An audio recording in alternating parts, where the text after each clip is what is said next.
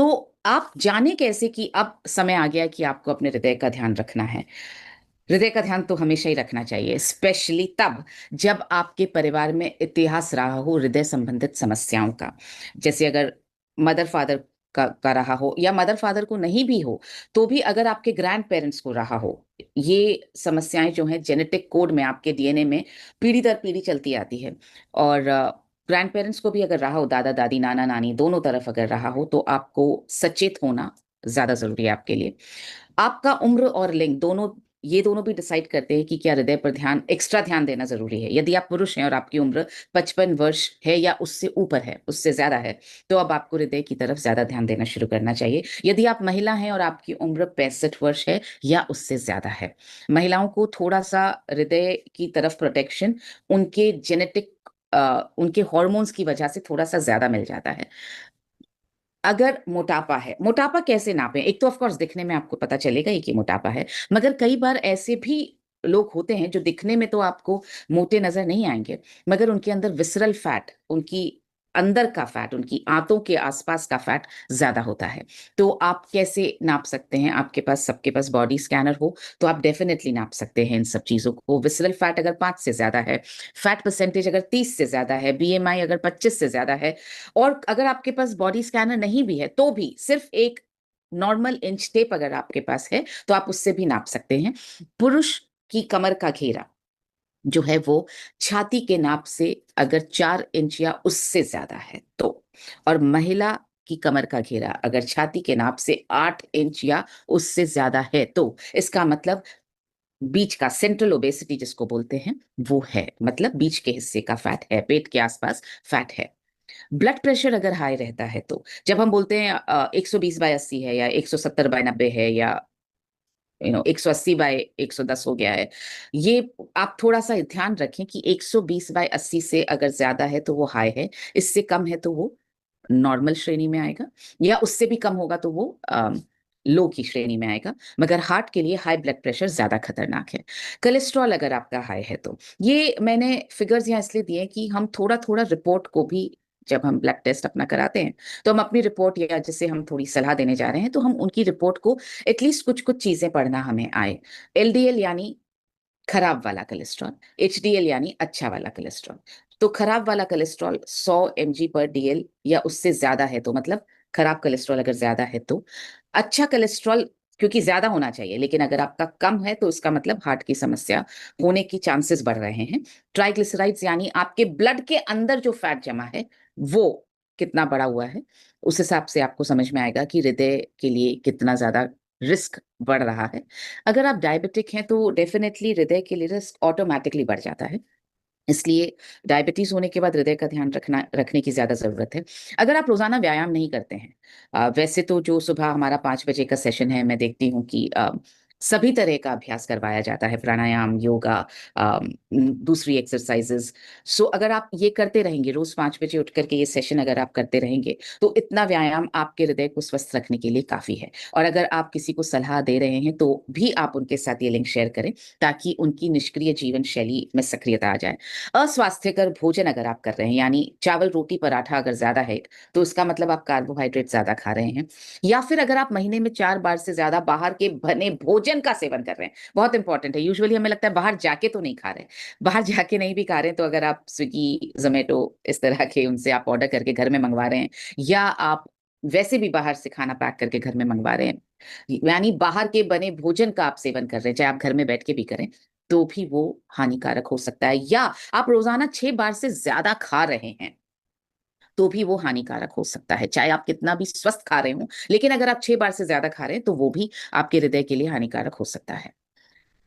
आराम के समय की आपकी हृदय की गति कितनी है, ये आपकी हार्ट हेल्थ का एक बहुत बड़ा डिटर्मिनेंट है। आपको याद होगा कोविड के समय हमने ये ऑक्सीमीटर बहुत ज्यादा काम में लिया था, हम सबके घरों में था ये, और उसके बाद जैसे ही कोविड गया वैसे ही ऑक्सीमीटर भी इधर उधर हो गया। ये एक ऐसा डिवाइस है जो आपके घर में हमेशा, जिस तरह से थर्मामीटर रहना चाहिए आपके घर में, उसी तरह से आपके घर में ये डिवाइस रहना ही चाहिए। आराम के समय की हृदय की गति अगर आपकी 100 प्रति मिनट से ज्यादा है, इसका मतलब ये है कि आपके हृदय को थोड़ा रिस्क बढ़ रहा है। इसका मतलब ये है कि आपके आपका हृदय ज्यादा काम कर रहा है, जितनी उसकी कैपेसिटी है, जितनी उसकी कार्य क्षमता है, उसकी कैपेबिलिटी, उससे ज्यादा काम कर रहा है। ध्यान रखिए, मैं बार बार रिपीट कर रही हूँ, आराम के समय, यानी जैसे जैसे हम इस वक्त बैठे हुए हैं, बिल्कुल आराम से बैठे हुए हैं, तो इस वक्त हमारी हृदय की गति कितनी है? अगर इस वक्त ही हमारी हृदय की गति 100 प्रति मिनट से ज्यादा है, तो इसका मतलब जब हम चलेंगे फिरेंगे काम करेंगे तो वो बढ़ जाएगी। तो इसलिए आराम के समय की हृदय गति का ध्यान रखना जरूरी है। और अगर आप कुछ गलत आदतों के शिकार हैं, हम तो क्योंकि आरसीएम से जुड़े हुए हैं, हमारे में ये आदतें नहीं हैं, लेकिन हो सकता है आप जिन्हें सलाह दे रहे हैं उनमें ये आदतें हो, तो इन आदतों को आप सलाह दें कि इन आदतों को बदलना, कम करना जरूरी है। शराब का सेवन, सिगरेट, बीड़ी का सेवन। अब बात करते हैं सोल्यूशन की। तो ये तो मैंने आपको बताया कि आप रिस्क फैक्टर्स को पहचानेंगे कैसे। हमें लगातार सर समझा रहे हैं कि बातों बातों में जब आप किसी से बात करें, बातों बातों में आप उनसे पूछना चाहें कि पूछें कि कोई समस्या है क्या। डायरेक्टली पूछना थोड़ा सा मुश्किल हो जाता है।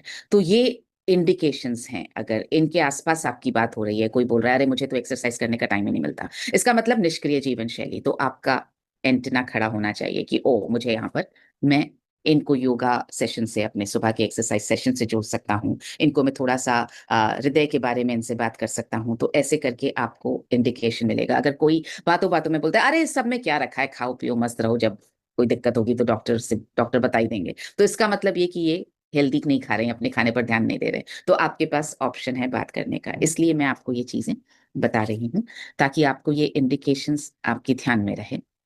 अब बात करते हैं समाधान क्या क्या है। समाधान, हेल्थ के समाधान यूजुअली बहुत सरल होते हैं, बहुत कॉम्प्लिकेटेड नहीं होते हैं। मैं आपको बहुत सरल वाले समाधान बता रही हूँ जो आप अपनी नॉर्मल बातचीत में दे सकते हैं लोगों को। जैसा मैंने आपसे कहा, सीड्स समाधान है, sleep, emotional wellbeing, exercise, diet और सप्लीमेंट्स ये समाधान है। सबसे पहले बात करते हैं नींद की। सिर्फ 2 ही पॉइंट्स मैं आपको यहाँ बता रही हूँ, आप नोट कर लीजिए प्लीज। नींद को हमने बहुत कम महत्व दिया है आज तक, क्योंकि अगर कोई सोया तो सोया, नहीं सोया तो नहीं सोया। और ये भी माना जाता है जो कम सोया ज्यादा काम कर रहा है, इसका मतलब वो ज्यादा काबिल है, वो ज्यादा हार्ड वर्किंग है। ऐसा हमारे यहाँ मान्यता बनी हुई है। अब धीरे धीरे ये समझ में आने लगा है कि नींद का रोल आपकी हेल्थ को ठीक करने रखने के लिए, चाहे वो कोई भी हेल्थ हो, आपकी हार्ट हेल्थ, आपकी लंग हेल्थ, आपकी पैनक्रियास की हेल्थ, आपकी माइंड की हेल्थ, सबकी हेल्थ को ठीक रखने के लिए नींद का बहुत बड़ा रोल है। तो 7-8 घंटे की नींद तो सबको अवश्य लेनी ही चाहिए।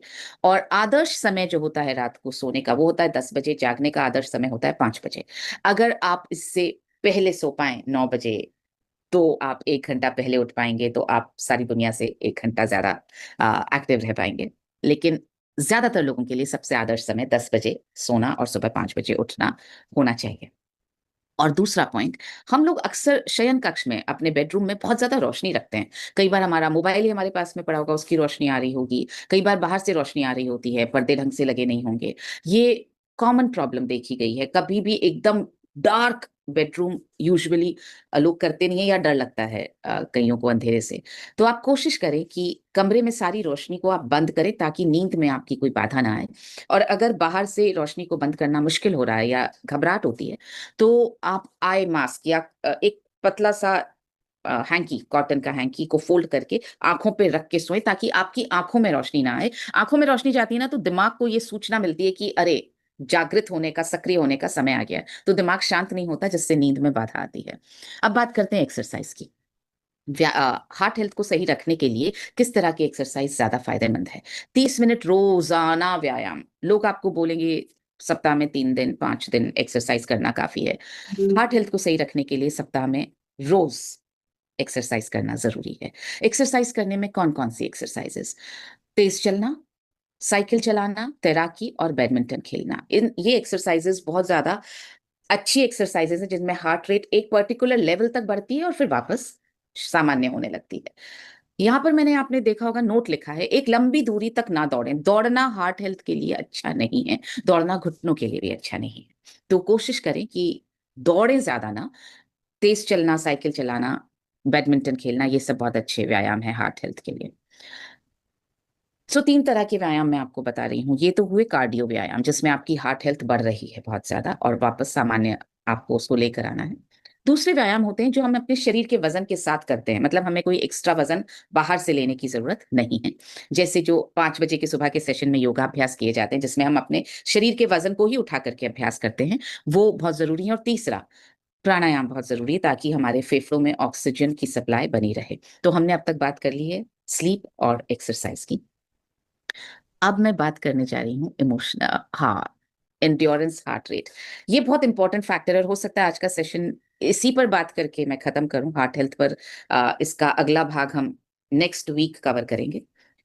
ये बहुत इंपॉर्टेंट पॉइंट है समझने के लिए, आप सबका ध्यान मैं चाहूंगी और आप सब से डायरी पेन में नोट करने के लिए कहूंगी।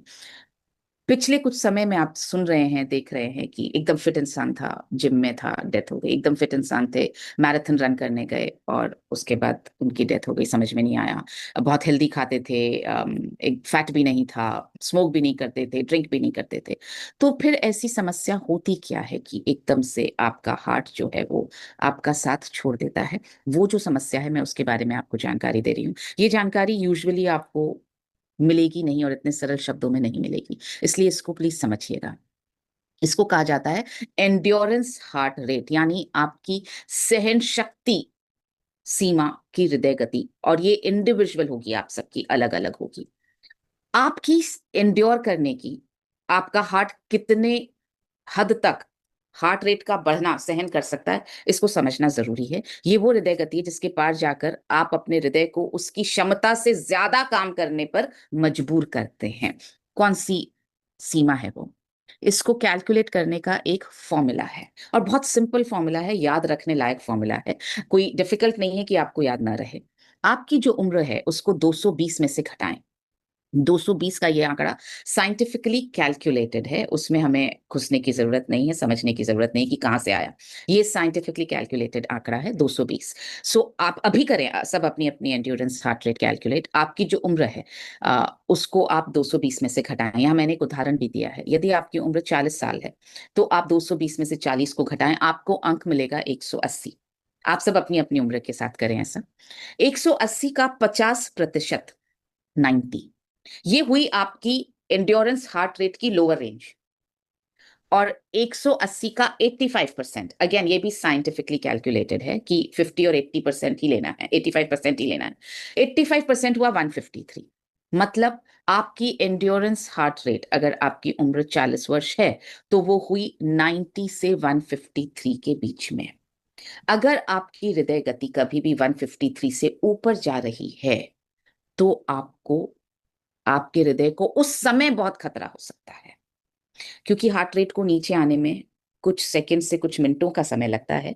तो वो खतरा जो है कुछ सेकंड से कुछ मिनटों के लिए ही बहुत ज्यादा होता है। और अगर आपकी हार्ट रेट 90 से नीचे है तो आपकी हार्ट रेट सही है।